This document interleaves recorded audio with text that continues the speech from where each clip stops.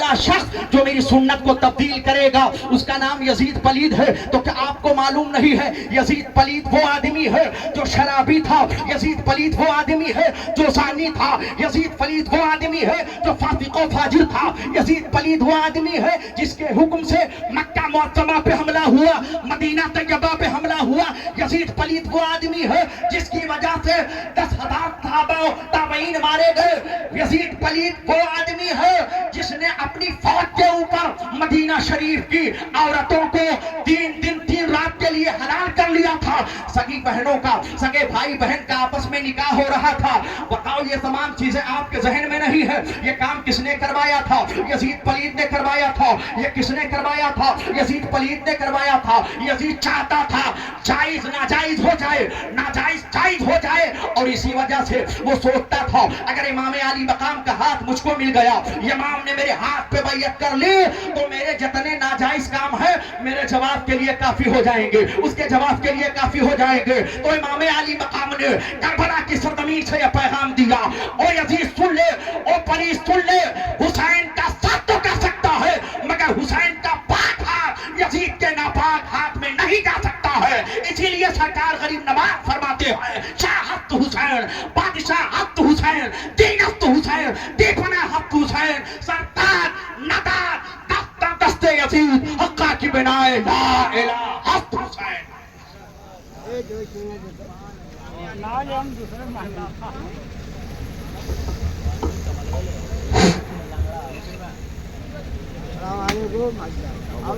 ہو گیا دروشی پڑھے اللہم صلی علی سیدنا و شفیعنا و نبینا مولانا محمد بارک وسلم صلاۃ و سلام علیک یا رسول اللہ صلی اللہ علیہ وسلم.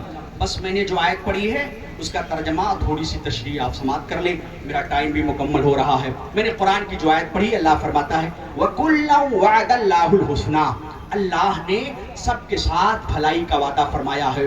یہ سب میں کون لوگ شامل ہیں؟ تمام صحابہ شامل ہیں، تمام صحابہ. اور انہی صحابہ میں ایک ذات تھی حضرت امیر معاویہ رضی اللہ تعالیٰ عنہ کی، جو یزید کے باپ تھے. لیکن آج کچھ لوگ کہتے ہیں کہ معاذ اللہ اگر یزید کو امیر معاویہ نے خلیفہ بنایا نہ ہوتا تو یہ سارا معاملہ نہ ہوتا. حضرات گرامی میں آپ کو بتاؤں حضرت امیر معاویہ رضی اللہ تعالیٰ عنہ کا جہاں تک تعلق ہے، جس وقت یزید پلید کو خلیفہ آپ نے بنایا تھا خدا کی قسم یزید پلید کا فسق ظاہر نہیں ہوا تھا، یہی علماء نے لکھا ہے. اور جہاں تک حضرت امیر معاویہ کی بات ہے، حضرت امیر معاویہ کاتب وحی تھے.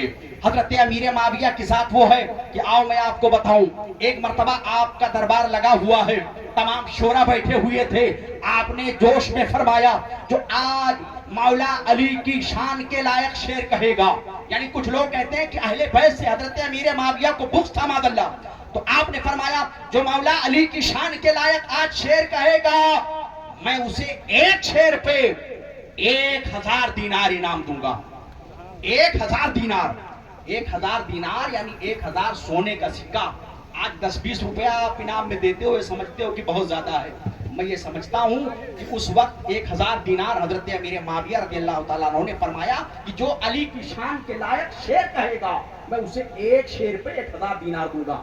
اب اگر آپ بتائیے کہ حضرت علی سے یا اہل بیت مصطفیٰ سے حضرت امیر معاویہ کو معاذ اللہ دشمنی ہوتی تو یہ کہتے جو علی کی شان کے لائق شعر کرے گا میں اس کو 1000 دینار، ایک شعر کے بدلے میں 1000 دینار دوں گا.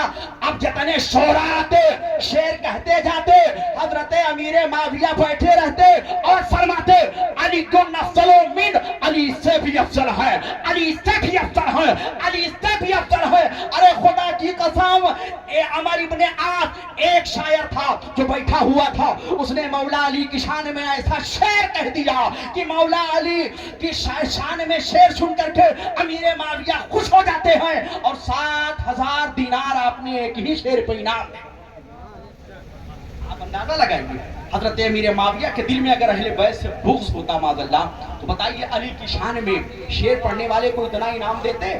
ایک مرتبہ حضرت امام حسن رضی اللہ تعالیٰ عنہ جو حضرت امام حسین کے بھائی ہیں، بڑے بھائی ہیں، آپ حضرت امیر معاویہ رضی اللہ تعالیٰ عنہ سے ملاقات کے لیے تشریف لے گئے اور آپ جب چلنے لگے تو آپ نے فرمایا کہ آپ کو اتنا نذرانہ دوں گا، اتنا نذرانہ دوں گا کہ میں نے اتنا نذرانہ کبھی کسی کو نہیں دیا ہے۔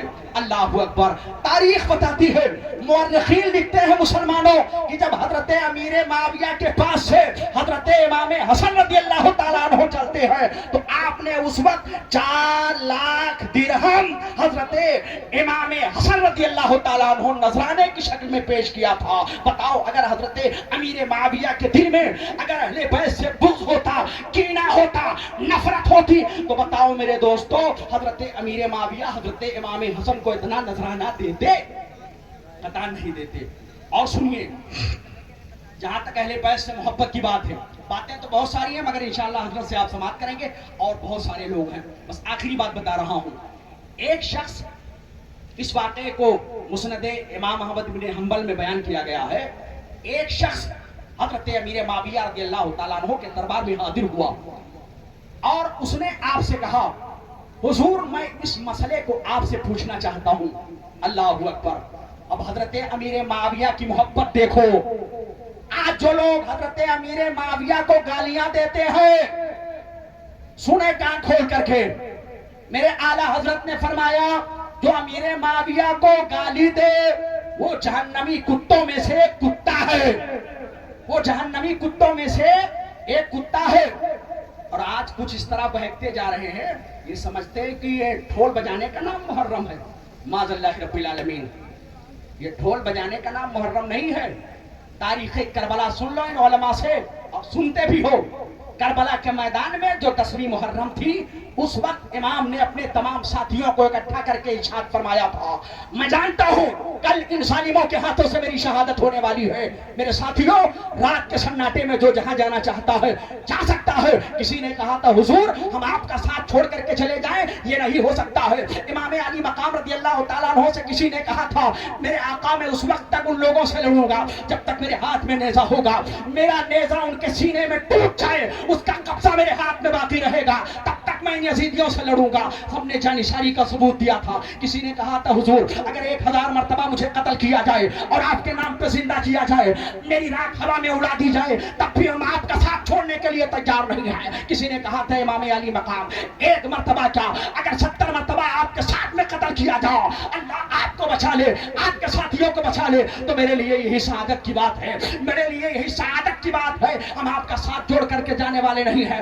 امام علی مقام نے اس وقت فرمایا تھا اے میرے ساتھیوں مجھے معلوم ہے کہ ان ظالموں کے ہاتھوں سے میری شہادت ہونے والی ہے، مگر سنا آج کی رات، جس رات کو ہم لوگ 10ویں کی رات کہتے ہیں، جہاں جب ہم ڈھول بجاتے ہیں، جہاں ہم جا کر کے مٹر گشتیاں کرتے ہیں، جس رات میں ہم گلی گلی محلہ محلہ گھوم کر کے گنڈا گردی کرتے ہیں، معاذ اللہ کیا یہی کربلا کا پیغام ہے؟ کیا کربلا کا پیغام یہی ہے؟ امام علی مقام کا پیغام یہی ہے؟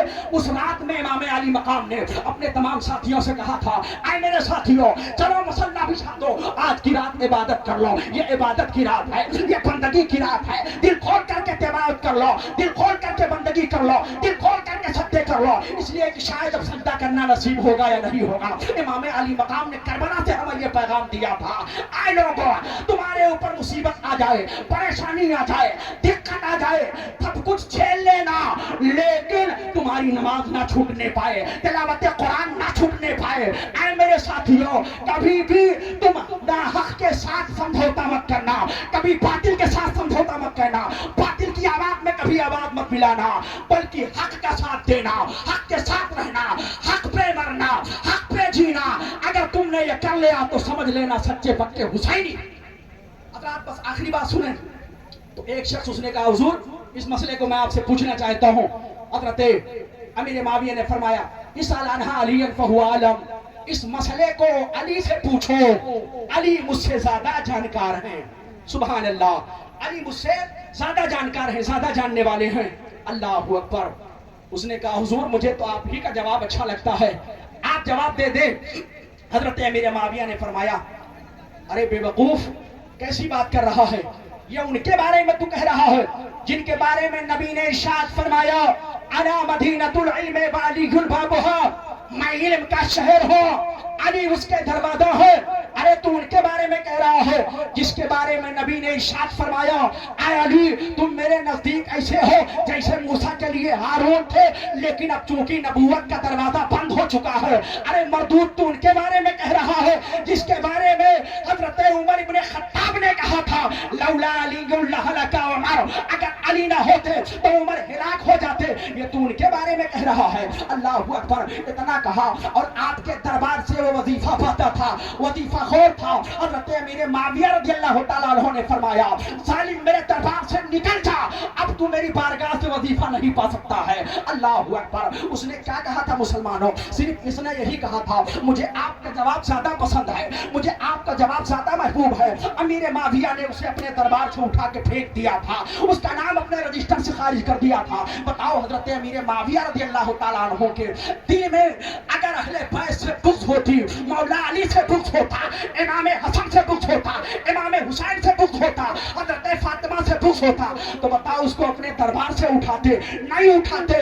یہ آپ کے کارنامے بتا رہے ہیں کہ امیر معاویہ صحابی رسول تھے اور ان کو اہل بیت نبوت سے بے پناہ محبت تھی، بے پناہ پیار تھا۔ ہاں الحمدللہ ہم لوگ امیر معاویہ سے بھی پیار کرتے ہیں اور حسنین کریمین سے بھی پیار کرتے ہیں، پنجتن پاک سے بھی پیار کرتے ہیں، اس لیے کہ ہم کو امام اہل سنت نے یہی بتایا ہے۔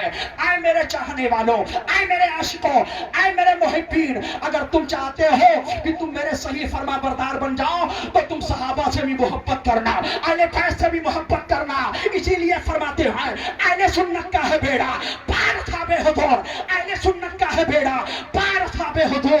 نجم ہے اور ناؤ ہے اطرت رسول اللہ کی، نجم ہے اور ناؤ ہے اطرت رسول اللہ کی۔ میرے ساتھیوں، میں آپ سے گزارش کر رہا ہوں صحابہ سے بھی محبت کرنا، اہل بیت سے بھی محبت کرنا، اور آج کل کے جو نئے نئے یہ نکلے ہیں ان کو گالیاں دینا، ان کو گالیاں دینا، خدا کی قسم یہ اعلیٰ حضرت کی تعلیم کے خلاف ہے کہ آپ امیر معاویہ کی شان میں توہین کرو یا کسی صحابی کی شان میں توہین کرو، یہ بالکل آپ کو شیبہ نہیں دیتا ہے، بالکل یہ مسلک اعلیٰ حضرت کے خلاف ہے۔ حضرات امیر معاویہ سے بھی محبت کرو، تمام صحابہ سے محبت کرو، اہل بیت سے محبت کرو، اہل